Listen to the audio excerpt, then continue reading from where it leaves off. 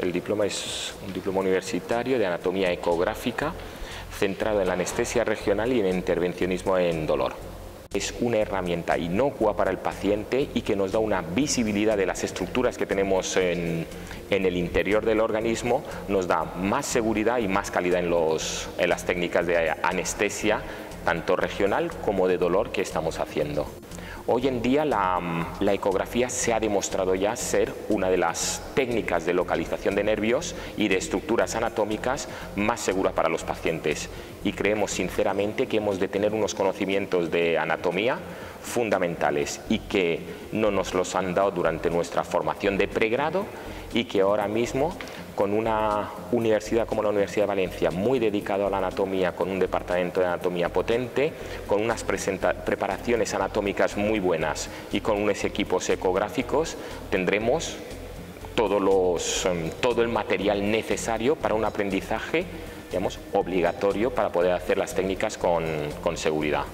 En el día a día, nosotros a nivel de anestesia regional, pues son la mayoría de los pacientes que van a operarse de cualquier cirugía traumatológica. Luego también tenemos para cualquier tipo de anestesia regional a nivel de la mama, a nivel torácico, y después la otra parte fundamental también es el dolor crónico. Por lo tanto, tenemos gran cantidad de pacientes que con técnicas de anestesia regional, con técnicas intervencionistas,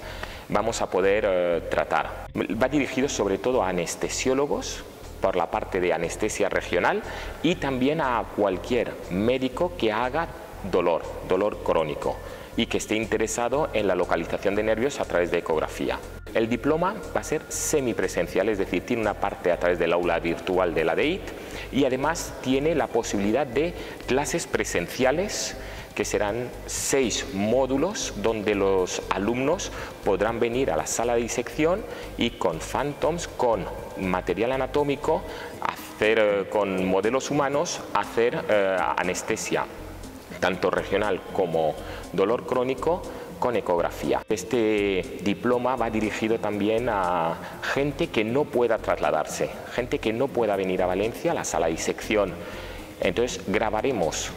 También la opción es de grabar las secuencias que tenemos de cada uno de los bloques, las colgaremos a través del aula virtual de la DEIT y se podrán seguir.